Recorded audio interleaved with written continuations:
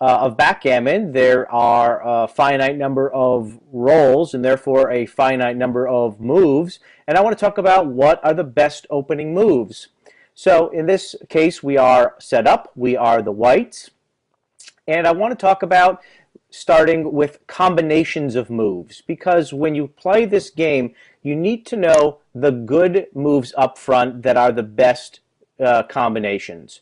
So the best combinations, I'm just going to jump in right away, are things that allow you to move and set up new points somewhere along the board. That is, you're able to put two pieces together and move them so that they leave nothing open and that they close the board. So the first series of great opening moves is this. The series that lets you put a 2 here that starts your defensive game. So if you got a 3 and a 1, you rolled a 3, your opponent rolled a 1, you could do that. 1, 2, 3, and 1. What this has done is this has given you already starting to close in your board. You're starting to make your opponent, making it more difficult for him to get out.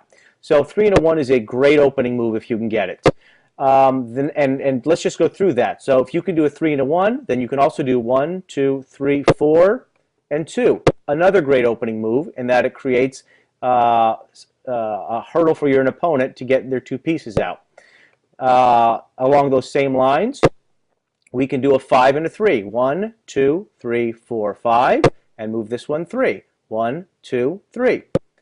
And along those same lines, we could also do a 6 and a 4. So that would be, whoops, put that there. So 6 would be here from this 1, 6 to here, and 4. 1, 2, 3, 4.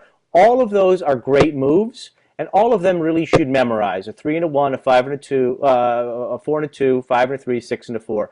They block these. And now let's also get into this one, because there's a great move, a 6 and a 1, which is also one of the best opening moves you can get. It allows you to go 1, 2, 3, 4, 5, 6, and move this 1. And now you've actually created quite a threat for your opponent to get their pieces out, because you've already got these 3 here blocked. So those are some of the best opening moves to play with. Here's a few other great opening moves. A 6 and a 5. You roll a 6, your opponent rolls a 5, you go first. Now we'll start to deal with the ones up here. You can move this 6, and then you can move it another 5. What I like about this particular move is that it allowed you to get one entire piece out and back to safety. Some people will tell you that perhaps a 6 and a 4 is a good move. I disagree, because you're leaving one exposed. I think a 6 and a 4 would be better to be moved down here. Now those are the combinations that allow us to move pieces around safely. But there's other combinations that are not great, but still the best opening moves. And I just want to get into that right now. Sometimes you might get a 5 and a 2, and in which case really moving this guy here 5 and then moving him another 2 is your best bet.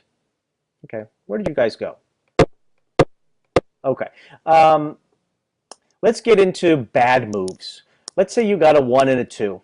You don't want to move these pieces 1 and a 2, because all you're doing is you're going to be forced to expose something. You can move this 1, you can move this 2. You're going to wind up leaving pieces on the board that are exposed. And so whenever you're in a situation like that, you always want to try to minimize where the exposure is going to be and try to keep it up here. These pieces, because if you get a piece off, it has to start back up here anyways, because you're working around the board. So to me, a 1 and a 2 is here. To me, a 2 and a 3, if you got a 2 and a 3, for example, you'd go 2 and you'd go 3.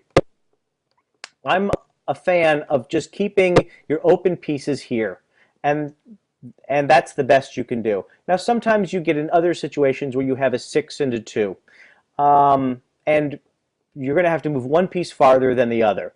Well, at this part of the game, I would say that a 6, whenever you're going to have to expose something like a 6 and a 2 or a 6 and a 3, you always want to take that as your 6.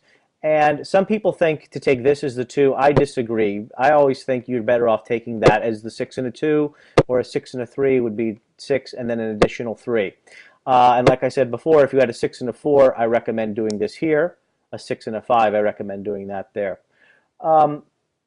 Because doubles are not your first roll, because if you and your opponent each rolled a 6, you'd have to re-roll.